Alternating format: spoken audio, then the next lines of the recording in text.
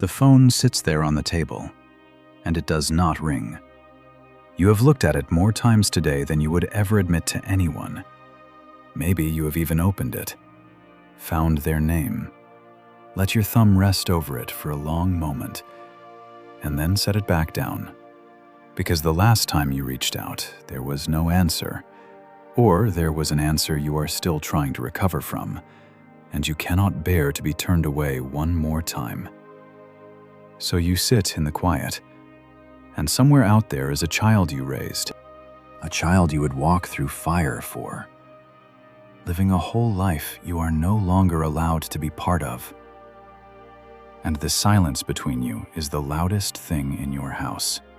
If that is your life right now, if you have a grown son or daughter who will not speak to you, who has cut you off, gone silent, shut the door, maybe without ever telling you why, maybe leaving you to piece together a reason you still cannot understand, and if you are carrying that wound in secret because you do not even know how to explain it to the people around you, then this hour is for you.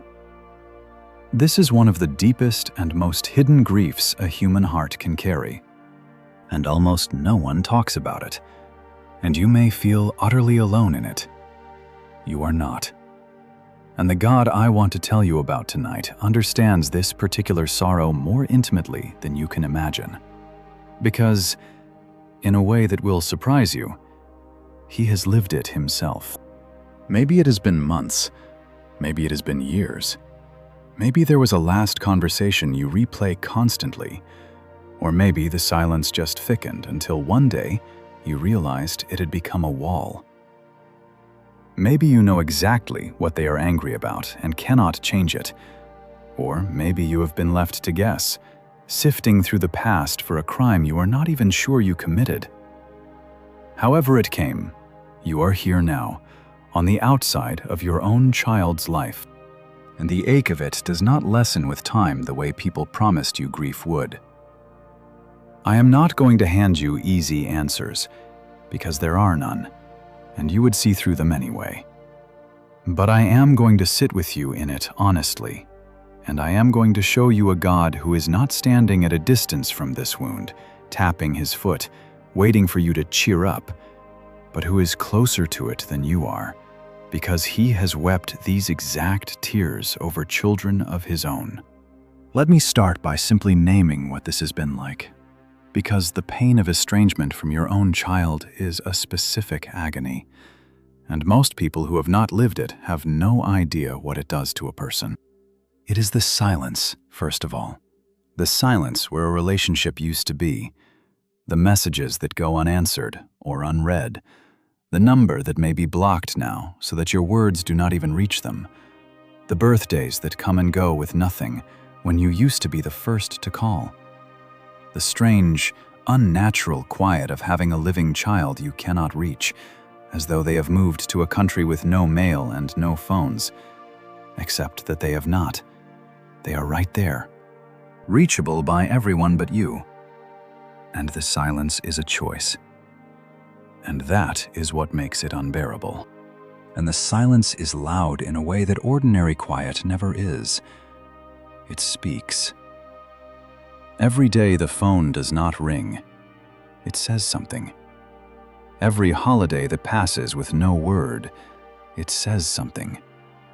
The silence becomes a voice that follows you around the house, narrating your worthlessness, insisting that if you mattered, the phone would ring, that if you were truly loved, the door would open. That is the cruelty of being cut off rather than merely apart. Distance can be neutral, but silence chosen and maintained feels like a verdict renewed every single morning. You wake up, and for a merciful second you forget, and then you remember, and the silence is still there, still chosen, still saying the same terrible thing. Learning to stop letting that silence preach to you, to refuse the sermon it delivers about your worth, is one of the hardest disciplines a cut-off parent ever has to learn. And you cannot do it by willpower alone. You do it by letting a truer voice speak over the silence, the voice of the one who refuses to leave you in it. It is the not knowing why. For some of you, there was a blow-up, a clear rupture, words said that cannot be unsaid. But for so many of you, there was no single explosion, just a slow cooling, a drifting, a door that closed so gradually you cannot point to the day it shut. And now you are left going back over years of memories, searching for the moment it broke, the thing you said, the thing you did, the thing you failed to do, turning it over and over in the dark, and finding no answer that makes sense of the size of the punishment. The not knowing is its own torment, because you cannot even apologize for a thing you cannot name, cannot fix a break you cannot find. It is a strange agony to be convicted without ever hearing the charges. In any fair court, the accused gets to know what they are accused of, gets to answer it, gets a verdict they can understand. But the cut-off parent is often handed the sentence with no indictment, left to serve a punishment whose crime was never read aloud. You would confess if you knew what to confess. You would make amends if you knew what needed mending. You would change if you knew what to change. But you are given only the silence and the closed door, and told, in effect, that you should already know. And the not knowing makes the whole thing impossible to even begin to repair. If that is your particular version of this grief, hear this. You are not required to solve a riddle no one will explain to you in order to be at peace with God. You can bring him your willingness, your openness, your readiness to hear and to change whatever truly needs changing. And then you can rest in the fact that he, at least, knows exactly what happened, sees the whole truth you have been denied, and is not holding against you the things you cannot even identify. You may never get the indictment from your child, but you are fully known and fully understood by the only judge whose verdict is final. It is the shame of it, carried in public. When someone asks, brightly, "How is your son? How is your daughter?" and you have to decide in a half-second whether to lie, to deflect, to give the short, cheerful answer that costs you something every time, because the true answer is too long and too humiliating. And because underneath it all, you are terrified that if you told them the truth, they would think what you secretly fear yourself, that you must have done something monstrous, that you must be a terrible person, for your own child to want nothing to do with you. So you suffer in silence, smiling, while inside you are bleeding, and the isolation of it deepens, because the one grief you most need to talk about is the one you can least bear to say out loud. And so it stays buried. And buried grief does not heal, it festers. The wound that could be carried, if it could be shared, becomes unbearable because it is hidden. Because you have decided that this one sorrow, of all the sorrows a person can have, is too shameful to bring into the light. People will tell you about every other hard thing in their lives, their illnesses, their divorces, their money troubles, their children's struggles. But the parent of an estranged child often tells no one, sometimes for years, sometimes carrying it entirely alone all the way to the grave. Because the shame whispers that to admit it is to confess to being unlovable at the most basic level, unloved by the very person who knew you longest. Hear this, then, as gently and as firmly as it can be said. The shame is lying. Being rejected by your child is not a confession of monstrousness.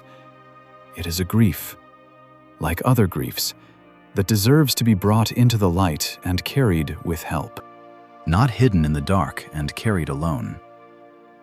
The first wall to come down may not be the one between you and your child, which you cannot control. It may be the one between you and everyone else, the wall of secrecy, which you can begin to lower tonight by letting even one safe person or one safe God know the truth of what you carry. It is the empty chair. The holidays that used to be full, now with a gap at the table where they should be. The traditions that have no point anymore, the family photos that stop at a certain year. The wedding you were not invited to, or were invited to and seated like a stranger. The places at every gathering where they are simply, glaringly, not. And everyone notices, and no one says anything.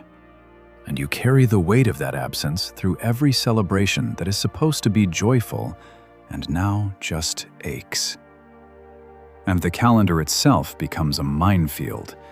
The ordinary dates that used to be sources of joy turn into anniversaries of loss.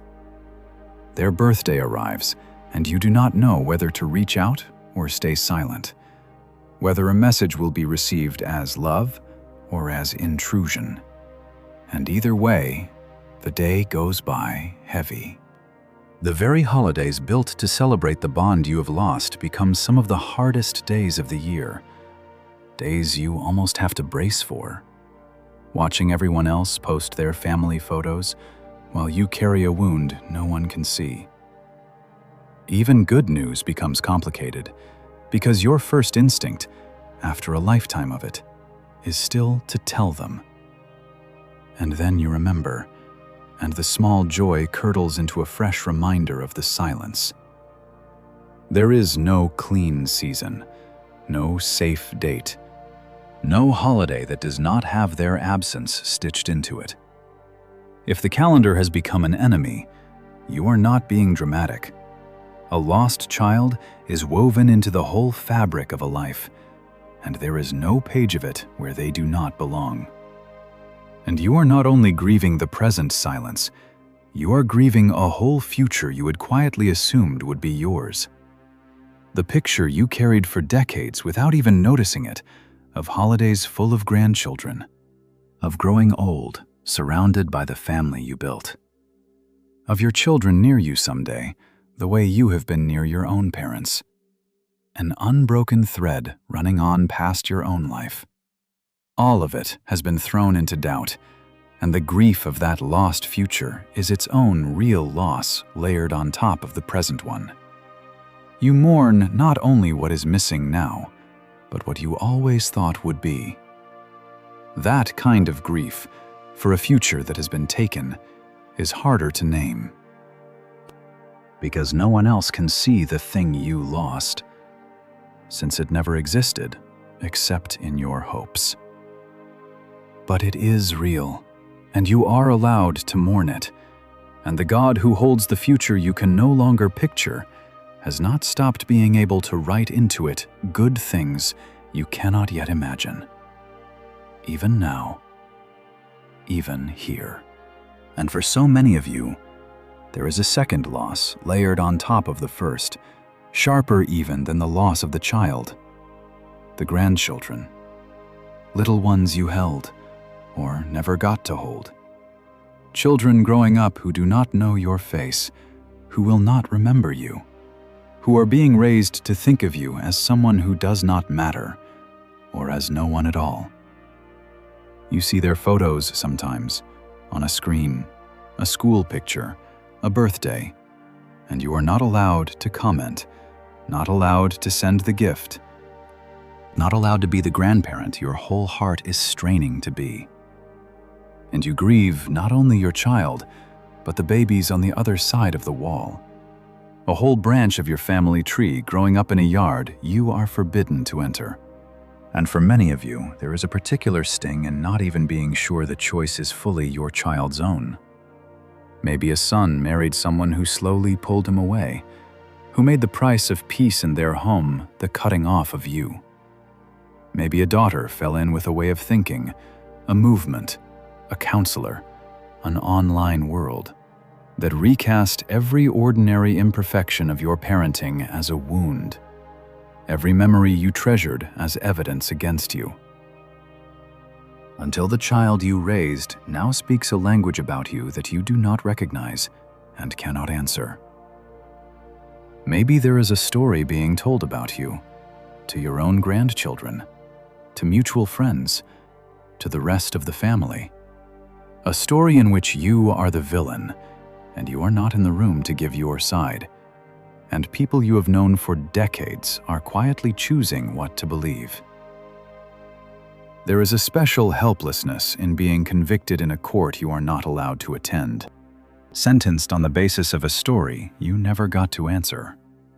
And it leaves you not only grieving, but bewildered, mourning a version of yourself you do not even recognize, the monster in someone else's telling, while the real you sits alone by a silent phone, knowing how much you loved, and unable to make anyone believe it.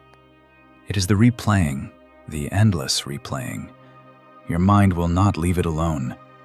You go back again and again over the conversations, the choices, the years, looking for the crack, looking for the fix, rehearsing what you would say if you ever got the chance, holding imaginary conversations in which you finally explain, finally apologize, finally are understood. And then you surface back into the silence where none of it is happening, and the loop starts again. It can fill your nights. It can hollow out your days. The mind of a parent cut off from a child becomes a courtroom that never adjourns, where you are both the accused and the judge, and no verdict ever brings peace. And the feelings will not even stay consistent, which is its own kind of exhausting. In 1 hour, you are flooded with longing, would give anything just to hear their voice, ache to hold them the way you did when they were small. In the next, you are furious, at the unfairness of it, at the cruelty of the silence, at being treated like this by a child you sacrificed everything for. And the anger feels good for a moment, and then collapses back into guilt for being angry at your own child. Love and rage and grief and guilt cycle through you with no warning and no order. And just when you think you have found some peace, something ambushes you. A song that was theirs, their handwriting on an old card, a child in a store who has their laugh, the door of the room that used to be theirs, and you are right back in the rawest center of it, undone in the cereal aisle, weeping in the car. This is not instability. This is the shape of a love that has nowhere to go, sloshing back and forth inside you because the one it was made for will not receive it. A heart that big, with the door slammed in its face, was always going to ache in 100 directions at once. And underneath all of it is a grief that does not behave like other griefs, because the person you are grieving is not dead. One parent described it as worse than a death, and people who have not lived it flinch at that, but those who have understand exactly. When someone dies, there is a funeral, a casket, a finality, a permission to mourn, casseroles on the doorstep, people who understand. When your child cuts you off, there is none of that. There is no funeral for a living child. There is no closure, no endpoint, only an open wound that cannot scar over. Because every birthday, every holiday, every glimpse of them online reopens it. They are alive and well and out there, choosing every single day not to let you in. You are grieving someone who is not gone, and there is no name for that grief in the ordinary vocabulary of loss, and no one brings you a casserole for a child who is still breathing. There is, in fact, a name for it, and naming it can help a little. Researchers who study loss call this an ambiguous loss, the grief of someone who is physically alive but absent from your life. present in the world and missing from your days at the very same time. It is recognized now as one of the hardest forms of grief precisely because it has no closure and no end, because hope and heartbreak have to live side by side in you indefinitely, because you cannot fully mourn what is not fully gone, and you cannot fully have what is not fully there. So if you have felt that your grief is somehow not allowed, not legitimate because no one died, hear this. It is real. It is recognized. It is one of the heaviest losses a person can carry, and you have every right to grieve it fully. And you are far from alone in it, however alone it feels. This sorrow has quietly become something close to an epidemic. Vast numbers of parents are carrying exactly this, roughly a quarter of families touched by some form of it. Support groups for estranged parents numbering in the thousands. Therapists' offices filling with mothers and fathers who never imagined this could happen to them. It strikes the families of people who were, by every measure, devoted parents. And it strikes the families of people who made real mistakes, and everything in between. You are not a rare monster. You are one of a vast, silent company of grieving parents, most of them suffering just as quietly as you are, most of them just as convinced that they are the only one. If it would help you to know it, this silent army even gathers in quiet rooms and private online groups, parents who have learned they are not alone, who can finally say the unsayable to someone who simply nods because they live it too. There is a strange and real comfort in discovering that your most isolating grief is in fact one of the most common, that the thing you were sure marked you out as uniquely defective turns out to be shared by people you would never have suspected. Devoted, loving, ordinary mothers and fathers who are just as baffled and just as heartbroken as you. It does not fix anything, but it lifts one specific weight. The weight of believing that your child's rejection is proof of some singular, monstrous failure in you.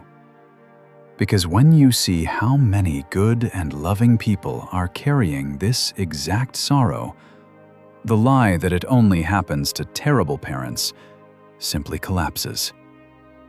You are in large and undeserving company. Reaching out to find some of it, a support group, a wise friend, a counselor, a pastor who understands, is not weakness. It is one of the ways God carries the brokenhearted, through the company of others who know. But here is the thing I most need you to hear tonight, the thing that changes the whole shape of this grief, and it is this. The God you are crying out to is not a stranger to your pain. He is a father whose children turned away from him. Listen to the very words he speaks at the opening of the book of Isaiah, and hear them as the cry of a parent, because that is exactly what they are. I have nourished and brought up children, he says, and they have rebelled against me. Sit with that. The God of all creation, the perfect Father, the one who never failed his children even once, raised up sons and daughters, poured himself into them, gave them everything, and watched them turn their backs on him and walk away. When you say, through your tears, I gave that child everything I had, and they have rejected me, you are not saying something God cannot understand. You are quoting his own heartbreak. He has stood exactly where you are standing. He knows the precise weight of a love poured out on a child who rebelled, and he has carried it longer and more deeply than any human parent ever has. And there is something freeing in that you may not have considered. Because God himself has been the rejected parent, You never have to be embarrassed in front of him about this grief. Never have to wonder whether he secretly thinks you must have deserved it. A friend who has never lost a child to silence might wonder, in some corner of their mind, what you did. God does not wonder, because God knows from the inside that a parent can do everything right and still be rejected.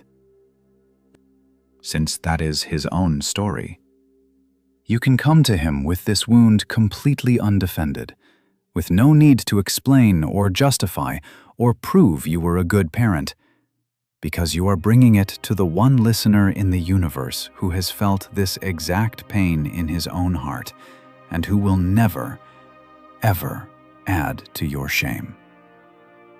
With everyone else, you may feel you have to manage their suspicion. With him, you can simply grieve, fully understood, fully safe, fully met. Now, let me tell you about a father in the scriptures who lived the full agony of this, because his story holds nearly every part of what you are feeling. His name was David, the great king, and his story with his son Absalom is one of the most painful accounts of a broken father and child anywhere in the Bible.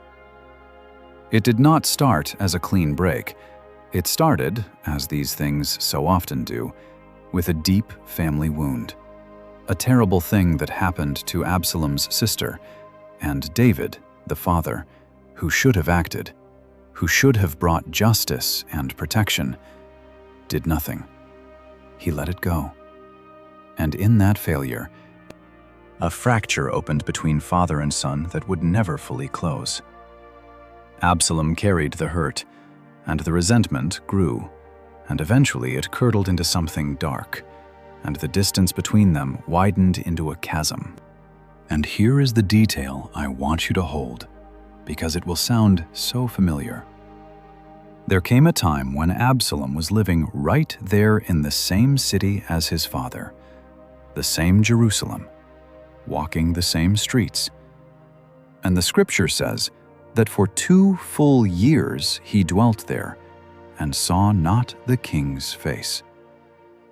2 years, father and son, in the same city, and not one meeting, not one word. The king's own son barred from the king's own presence, both of them choosing the silence, both of them too wounded and too proud to cross it. If you have a child living in the same town who will not see you, who drives the same roads and shops the same stores, and might as well be on the far side of the moon, then you know exactly what those 2 years felt like. The unbearable nearness of someone who will not come, the wall that is somehow harder because there is no distance to blame it on. And it did not get better. The breach widened into open war. Absalom turned against his father completely, raised an army, tried to take the throne, sought David's very life. The son set himself up as the father's enemy in the most total way a child can. And you would think, would you not, that after all of that, after the rebellion and the betrayal and the attempt on his life, David's love would finally have run out. But listen to what happened when David got the news that Absalom had been killed in the fighting.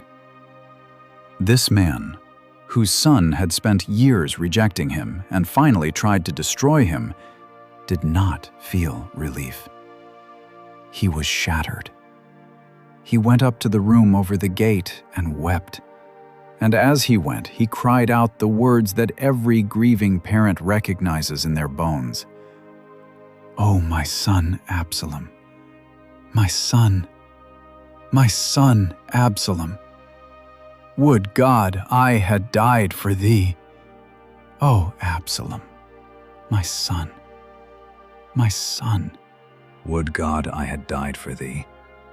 After everything, after the silence, the rebellion, the war, the betrayal, this father's love was so deep and so unkillable that he wished, with his whole broken heart, that he could have died in the place of the very son who had tried to kill him. That is what a parent's love is. That is the love you carry for the child who has cut you off, isn't it? The love that all their rejection cannot touch. The love that would still, after everything, lay down its life for them. And I want you to see that God put that cry in the Bible. He did not hide it or clean it up. He let the raw, inconsolable grief of a rejected father stand there forever in his holy book. Because he wanted every estranged parent who would ever live to open these pages and find that their impossible, unkillable love for a child who left them is not foolish, not pathetic, but holy. The very image of how God himself loves. And do not miss what David's grief was not. It was not the grief of a man who had been a perfect father wronged by a wicked son. David knew his own hands were not clean in this. He knew his failure to act years before had helped plant the seed that grew into the rebellion. His grief was the grief of a father who had loved imperfectly, failed in real ways, and still loved past all of it, past his own guilt and his son's sin, both. And that may be the most comforting thing of all for those of you who cannot separate your sorrow from your regret, who grieve the estrangement and your own part in it at the same time. You do not have to be an innocent victim for your grief to be real and holy. David was not. He was a flawed father, weeping over a son he had partly lost through his own failures. And God recorded that grief tenderly, without condemnation, and let it stand as one of the great laments of Scripture.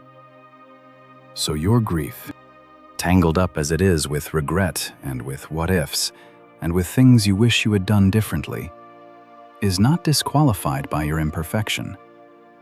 It is exactly the kind of grief God meets with the most tenderness, because it is the grief of a real parent, not a perfect one. And real parents are the only kind there have ever been.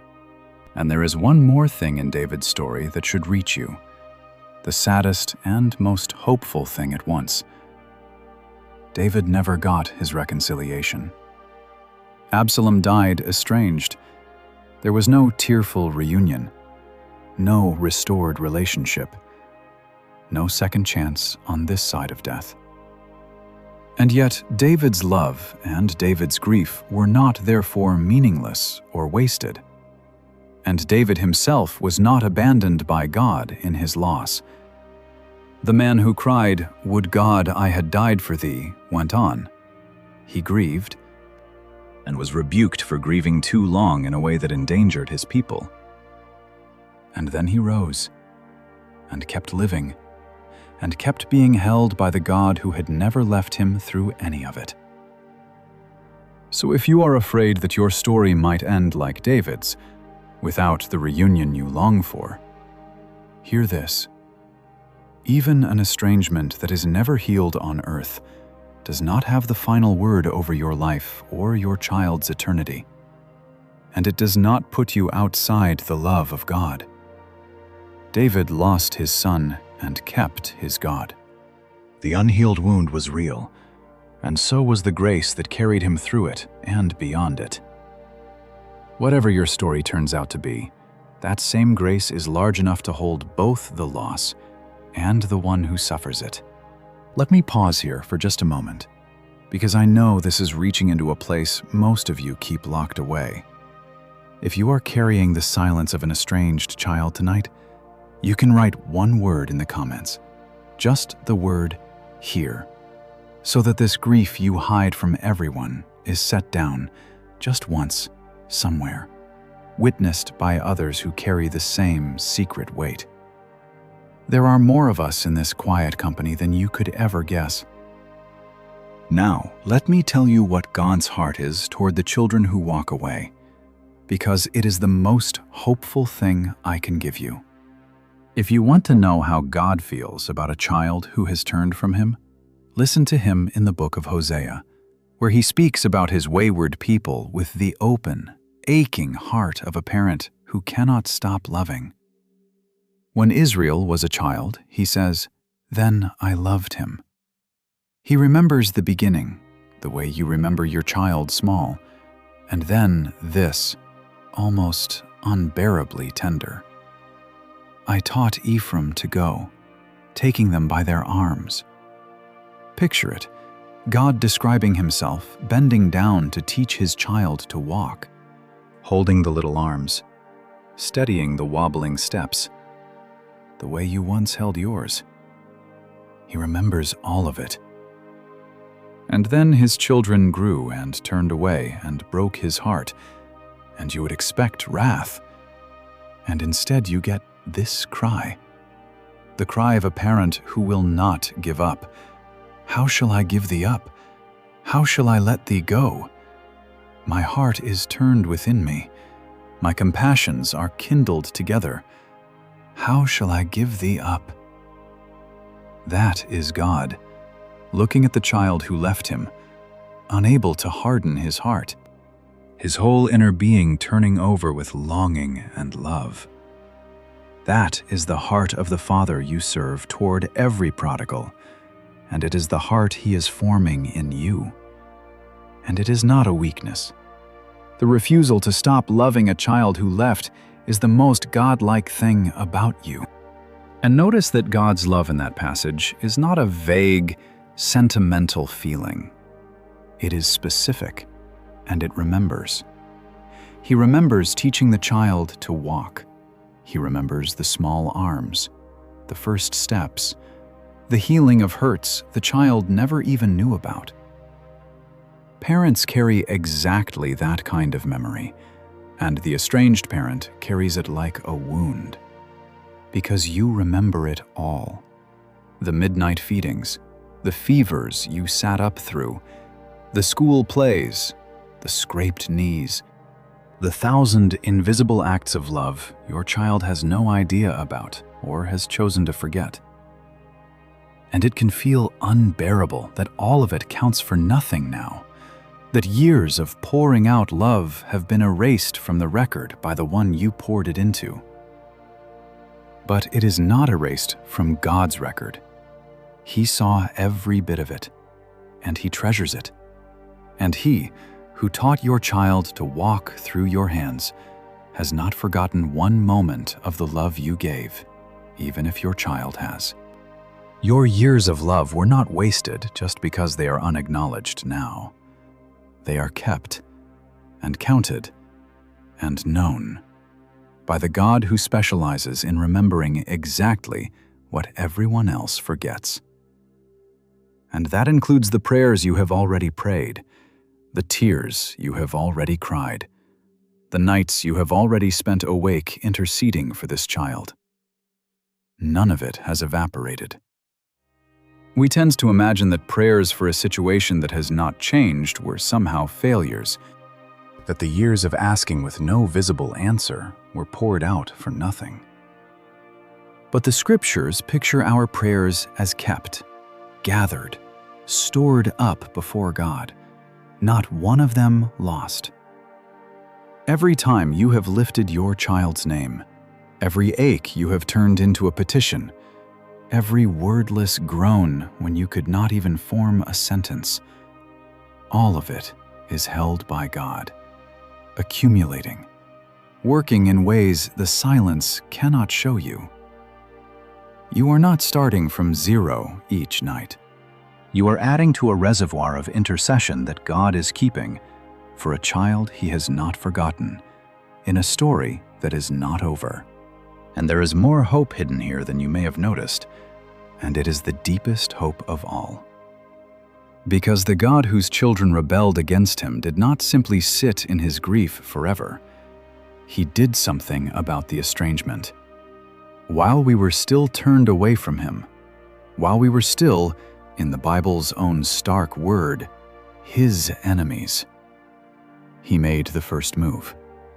He sent his Son to die for the very children who had rejected him, to open a way back, to make reconciliation possible when we ourselves had made it impossible. The whole gospel is the story of a father reconciling the children who walked out on him, at the greatest cost to himself, before they ever turned back around. So, when you pray for your child, you are not praying to a distant God who does not care about broken families. You are praying to the one being in the universe who has made the reconciling of estranged children his life's work, who specializes in exactly this, who reached across an unbridgeable gulf to win back children who had cut him off, and who is still in that business today. And see how he did it, because it tells you something about how reconciliation actually works. He did not wait until his children apologized. He did not stand on his dignity and insist they make the first move, even though he was the one in the right, the only one in the entire story who had never done anything wrong. He moved first. He absorbed the cost himself. He made the way back before a single rebel turned around. That is not how wronged parents usually behave. And it is not how the world says you should behave. And it is worth sitting with, because it shows you the heart of the God you are asking to heal your family. He is not a God who keeps score and waits to be appeased. He is a God who runs toward the very ones who hurt him, who pays the price he did not owe, who opens doors he had every right to keep shut. That is the one holding your child's story. That is the one you are praying to. And a God like that is not a God who has given up on a reconciliation just because it looks impossible to you. Because making the impossible reconciliation happen at his own expense is the thing he is most known for in all of history. This is not the same as promising you a happy ending, and I will not blur that line, because false hope is just cruelty dressed up as comfort. Holding on to the God who reconciles is not the same as being certain your child will be back by Christmas, or next year, or ever in the way you picture. It is something steadier and harder than that, and in the end, more durable. It is refusing to write the final chapter yourself, refusing to declare the story over when the author has not, leaving room for a God who has reached across worse gulfs than the one in your family. Real hope is not a prediction, it is a posture. It is keeping your hands open instead of clenched, your heart soft instead of sealed, your prayers rising instead of stopped. Because the one you are dealing with is the kind of God who has been known to do the thing that everyone, including you, had given up on. You do not have to manufacture optimism you do not feel. You only have to refuse despair, which is a different thing, and keep entrusting an unfinished story to the only one who knows how it ends. So let me speak now to the lies that this grief has been telling you, because some of them are crushing you under a weight that is not yours to carry. It tells you that your child's rejection is proof that you are a terrible person, a failed parent, unworthy of love. But hear this carefully. Rejection is not proof of worthlessness. The most perfect parent who has ever existed, God Himself, who never once did anything wrong, was rejected by His children. If flawless love can be rejected, then being rejected cannot be proof that you were not loving. Children turn away for 1,000 reasons, many of which have far more to do with their own wounds, their own struggles, the voices around them, the season they are in, than with any unforgivable thing you did. Your child's choice to cut you off is information about a great many things, but it is not the final verdict on your worth as a human being, or even as a parent, and you must stop reading it as though it were. And be careful whose verdict you are accepting as final, because there are really only two courts that matter here, and neither of them is the one running in your own exhausted mind at 3 in the morning. There is your child's verdict, which is shaped by their wounds and their season and the voices around them, and which may change entirely in 5 years or 10, because people do change. And the child who is certain of your guilt today is not necessarily the person they will be at 40 or 50 looking back. And there is God's verdict, which is settled and final and merciful, and which does not match the harsh thing you have been whispering to yourself. You have been letting the cruelest possible reading of yourself stand as the truth, treating your child's rejection as if it were God's judgment handed down from heaven. It is not. God's actual verdict over you, the one that will still be standing when every human opinion has shifted and faded, is the verdict he speaks over every one of his own rejected, struggling, imperfect children. Beloved, mine, not cast off. Stop accepting a sentence God never passed. And it tells you the opposite lie too, depending on the hour. That it is entirely your fault. That if you had only been better, they would never have left. That you deserve this. And the truth here is more complicated and more merciful than either extreme. Maybe, like David, there are real failures in your past. Things you did or did not do that genuinely wounded your child. And if so, those deserve honest ownership, not denial. But real failure is not the same as being a monster. And your mistakes, even your serious ones, do not put you outside the reach of grace or mean you deserve a lifetime of silence. And for many of you, the hard truth is that you genuinely do not know what you did, because the reasons may live mostly in your child's own heart and history, and you cannot repent your way out of a charge that was never clearly made. Carry the guilt that is truly yours, and lay down the rest. Because hauling around a mountain of self-blame for things you cannot even identify is not humility. It is self-torture, and it helps no one, least of all your child. And notice that excessive self-blame can become its own kind of self-absorption, though it never feels that way.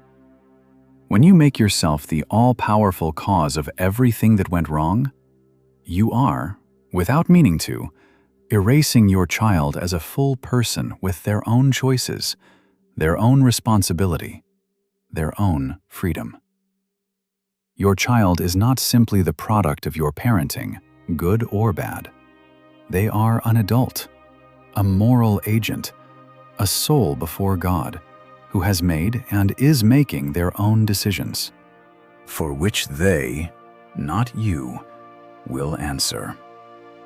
Loving them does not mean taking the blame for all of it onto yourself.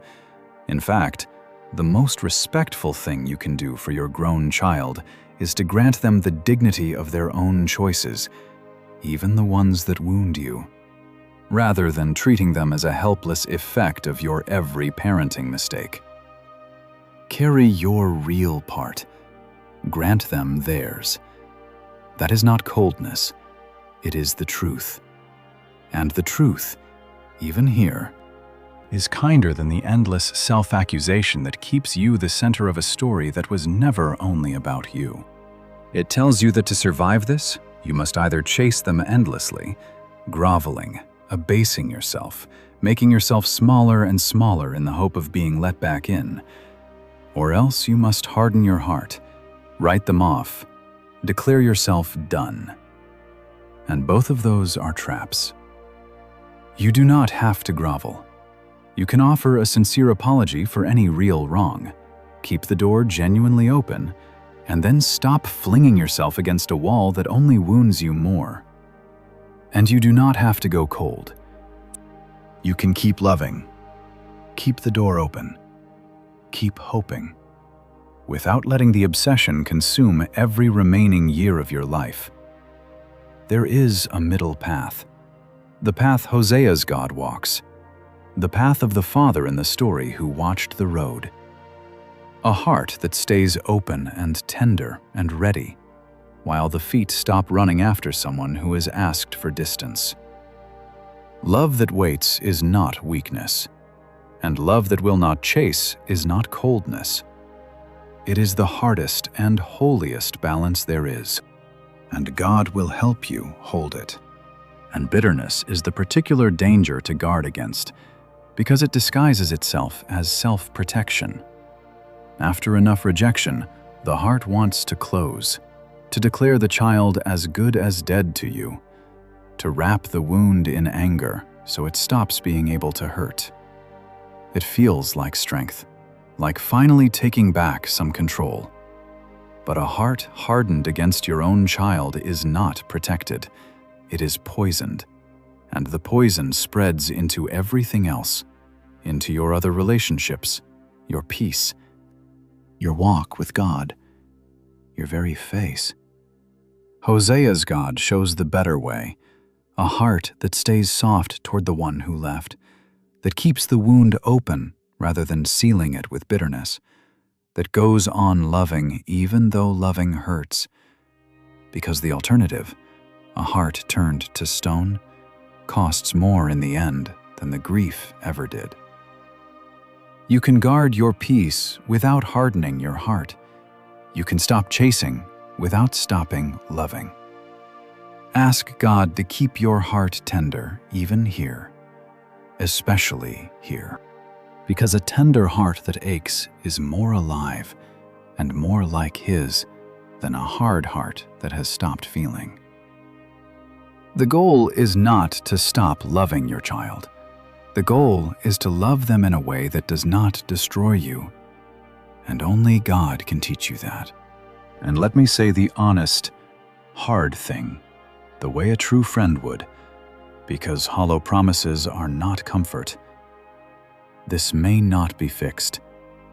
I cannot promise you that your child will come back, or come back soon, or come back the way you dream of, because I do not know. And anyone who promises you a guaranteed reconciliation is selling you something God never sold anyone. Some estrangements last years, some last a lifetime. The reconciliation you long for may come, and it may not, this side of heaven. But hear the other half, because it matters just as much. It is not over until God says it is over, and nothing is impossible with Him. And He is working in places and hearts you cannot see or reach. And parents who had given up all hope have answered the phone, years later, to a voice they thought they had lost.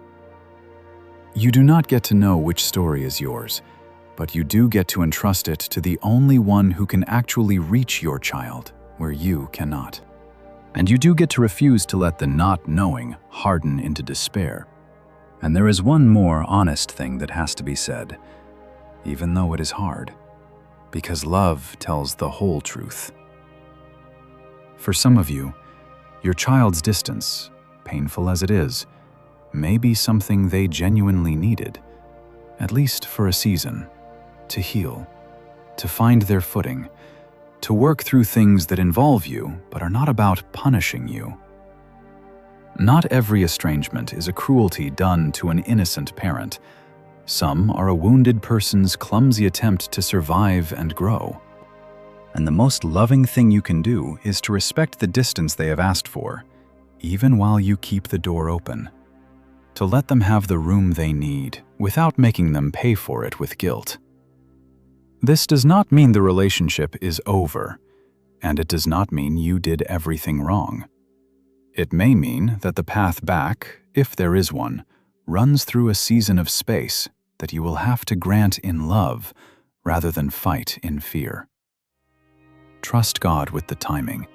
Sometimes the door that looks slammed shut forever is only closed for a season, and the very space that feels like rejection is part of how a wounded child slowly finds their way back to being able to be in the room with you at all. And I have to say one more thing. gently, to anyone who needs it. This grief drives people to the edge more than almost any other, and the studies bear it out. Estranged parents carry some of the highest rates of depression and despair there are, and many have stood at the place where they wondered whether the pain was worth surviving. If that is you, if part of you has begun to wonder whether you can bear this for the rest of your life, whether anyone would even miss you, then please hear me, because this matters more than anything else I will say tonight. That despair is lying to you about your worth and about your future. Your life is not defined by this one broken relationship, however much it hurts. And it is precious far beyond your role as anyone's parent. You do not have to carry this alone for one more night. Reach out today to a friend, a pastor, a counselor, a helpline in your country. Tell someone the truth of how heavy this is. Reaching for help is not weakness. It is the bravest and most faithful thing a breaking heart can do. So what do you do when your own child has shut the door? Not a formula, just a few honest things. Take the grief to God, who understands it from the inside. You do not have to explain it to him, or justify it, or tidy it up. He knows. He has felt the exact shape of a rejected parent's love. Pour it out to him. The silence, the longing, the anger, the guilt, the unanswered why. All of it. And let yourself be understood completely by the one Father who has stood where you stand. There is a particular comfort found nowhere else in grieving alongside someone who is grieving the same kind of loss and who is grieving it with you. Most comfort, when you are in pain, comes from above and outside, from someone who is well looking down at someone who is hurting. But there is a deeper comfort that comes from beside, from someone who is in it with you, who carries the same wound, who does not have to imagine your grief because they are living their own version of it. That is the comfort God offers the estranged parent. He does not merely pity you from a safe distance, the way the comfortable pity the suffering. He grieves with you, as one who has his own rebellious children, his own rejected love, his own long wait for prodigals to come home. When you weep over your child before him, you are not weeping alone in front of a dry-eyed God. You are weeping beside a Father whose own eyes are wet, who understands every contour of the ache because it is his ache too. That is a fellowship of grief no human can fully give you, and it is available to you tonight, in the quiet, with no words required. Just two parents who love children that walked away. Sitting together in the dark, do the honest work of looking at your own part and own it cleanly, without either denial or self-destruction. If there are real wrongs, name them to yourself and to God, and where it is possible and wise, name them to your child too, in a sincere apology that asks for nothing in return, that does not demand a response or a reconciliation, that simply says, I see this now. I was wrong. I am sorry. An apology that comes with no strings, expecting nothing back, is one of the few genuinely powerful things you can still do, and it is between you and God whether your child ever receives it. Then, having owned what is yours, set down what is not, and stop excavating your own soul for crimes you may never have committed. And if you do offer that apology, offer it for them and not for your own relief. There is a kind of apology that is really a demand in disguise, that says sorry while clearly expecting to be told it is all right now, that reaches out mostly to ease the apologizer's own guilt. Your child, if they are wounded, will feel the difference instantly. A true apology makes no claim on the other person's response. It names the wrong, owns it without excuses, expresses genuine sorrow for the hurt caused, and then leaves the other person completely free to receive it or not, to respond or not, to forgive on their own timeline or never. That kind of apology is rare and powerful, and even if it is met with continued silence, it is not wasted, because you will have done the right thing before God, whether or not it is ever acknowledged, and you will have planted something that may take years to surface. Say it cleanly, ask nothing back, and release even the apology itself into God's hands. Keep the door open, but stop beating on theirs. Let them know, simply and without pressure, that you love them, that you are here, that the door is always open whenever they are ready. And then leave it at that, and resist the urge to flood them, to argue, to defend, to chase, which only confirms whatever made them pull away. The open door does not have to be a constant knocking. It can be a quiet, steady light left on, a love that is present and available and not demanding. That is the posture of the father who watched the road, not running down it after the sun, but waiting, ready, with the door open and the light on, every single day. And what the open door looks like in practice will be different for each of you, and you may need wisdom to find the right form of it. For some, it is a brief message on their birthday, every year, saying only that you love them and you are thinking of them, with no guilt and no pressure and no demand for a reply. For some, if even that is unwelcome, it is simply making sure they know how to reach you, and then going quiet in a way that respects their wish while leaving the latch undone. The open door is not a strategy to manipulate them back. It is an honest, standing reality.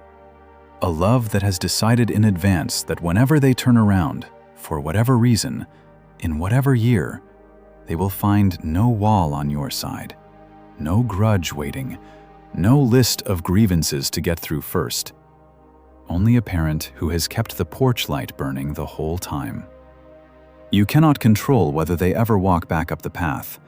You can control whether the light is on when they do. Keep it on.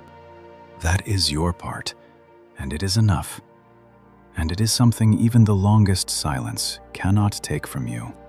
Give the why you cannot answer over to God, and refuse the endless replaying. When the courtroom in your mind opens its session again at 3 a.m, you can learn, with practice and with God's help, to hand it over, to say, "Lord, I cannot solve this tonight. I cannot find the moment it broke, or fix what I cannot see. And I am giving the whole unanswerable thing to you."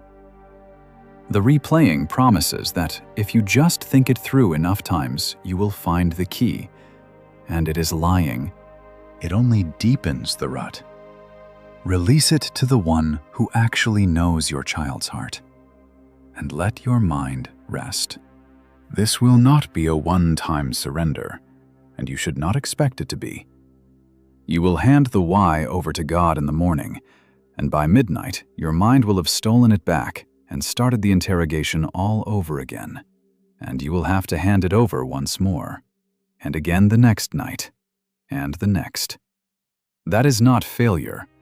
That is simply how a grieving mind works, and the practice is in the returning, the patient, repeated act of taking the unanswerable question out of your own exhausted hands and placing it back in God's, as many times as it takes. Some questions do not get answered in this life. Some whys you will carry to the grave without ever learning the full truth of them. But an unanswered question held by God is a very different thing from an unanswered question gnawing at you alone in the dark. He can hold the mystery you cannot solve. Let Him hold it. Your job is not to crack the case. Your job is to keep handing the case to the judge, who already knows every fact of it, and to let your tired mind finally lie down. And trust your child wholly to God, and pray for them by name. This is the most powerful thing you can do, far more than any argument you could make if they would only listen, because God can reach into your child's heart in places and at depths you never could. Pray not mainly that they come back to you, though you may pray that too, but that God would meet them, hold them, heal whatever is broken in them, and draw them to Himself. Lift them up daily into hands far more capable than yours, and keep lifting them for as long as it takes. Because a parent's faithful prayer for a wandering child is never wasted, and you are handing them to the only one who can truly bring them home. And there is a quiet relief hidden in this practice, if you will let it reach you. For years, you have been carrying your child the way you did when they were small, as if their well-being, their safety, their very soul rested on your shoulders alone. And now they have stepped out of your reach entirely, and you cannot carry them another inch. And it is breaking you. Prayer is where you finally set them down, not into nothing, but into the hands of the one who can actually hold them where you no longer can. You were never meant to be your adult child's savior. You cannot follow them into the far country, cannot guard their steps, cannot change their heart, and the trying to is crushing you. But God is already there in the far country, in the places you cannot go, working in ways you will never see. When you pray for your estranged child, you are not shouting into an empty sky. You are transferring a weight you were never strong enough to carry onto the only shoulders that are. Lay them down there, as many times a day as you pick them back up, and let the God who is nearer to your child than you could ever be do what you cannot. And live your life, even now, even in the ongoing grief. Do not let the estrangement consume the years you have left, hollowing out every day into a vigil at a phone that does not ring.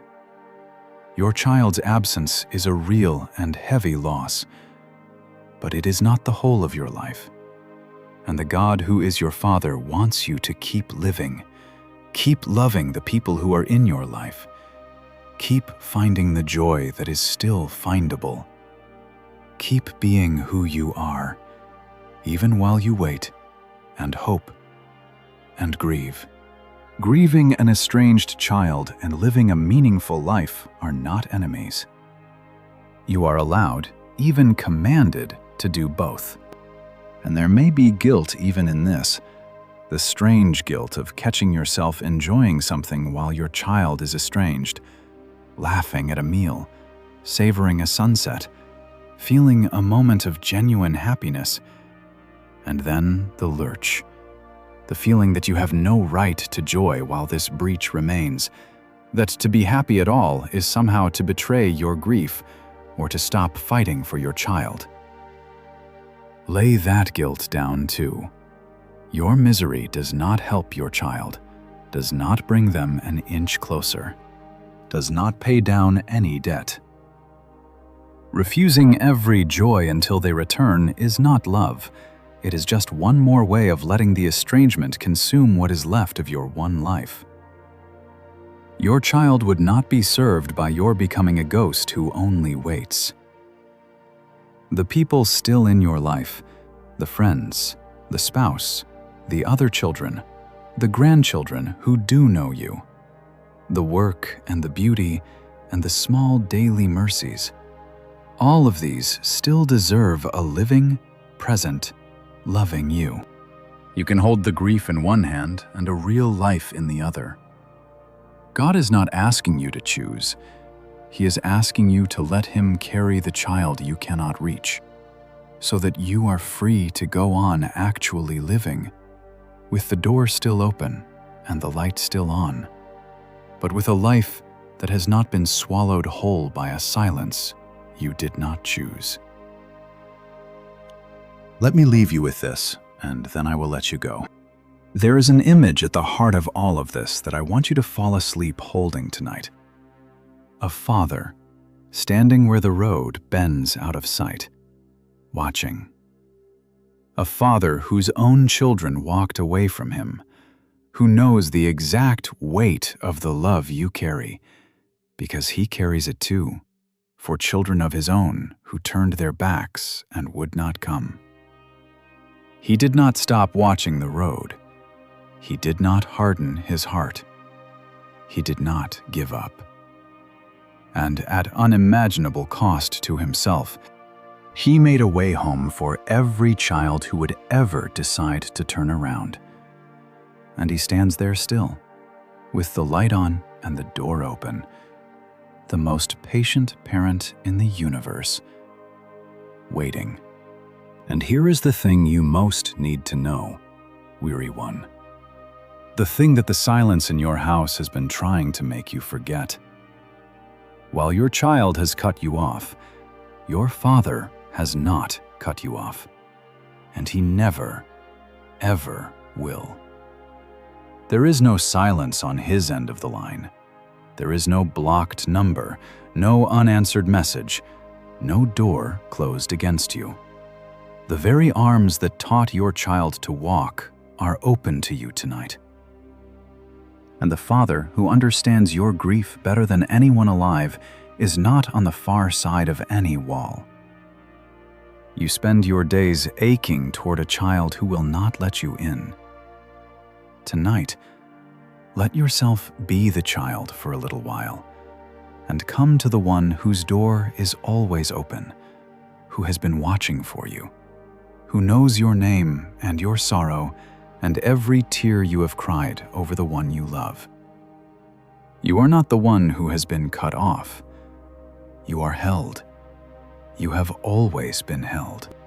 And the same God who cried David's cry, who taught Ephraim to walk, who gave his own son to win back the children who left, is bending toward you in the dark right now and saying, gently over the silence, I know exactly.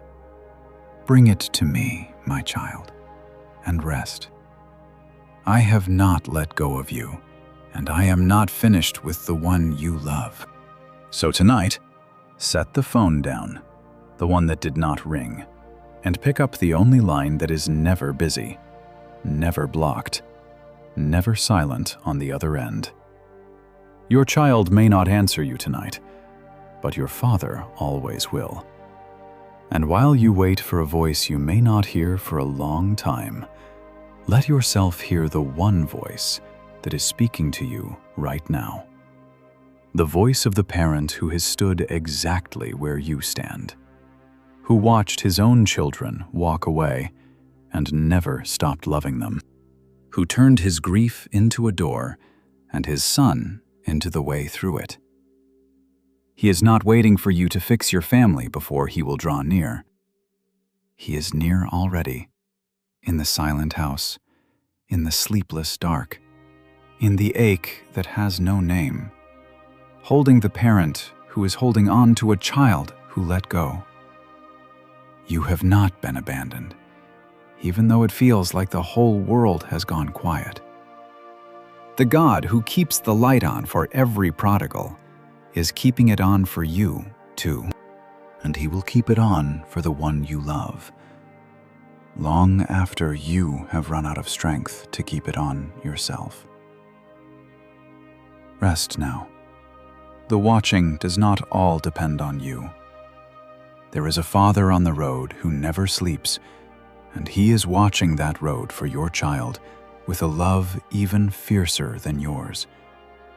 And he is watching over you while you wait.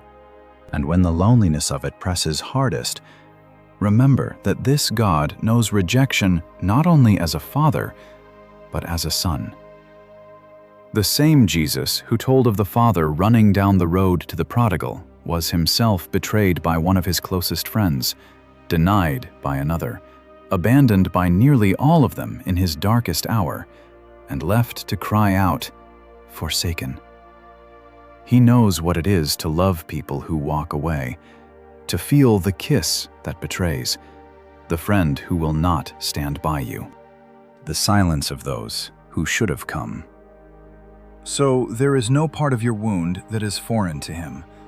Not the betrayal, not the abandonment, not the bewildering rejection by the ones you loved most.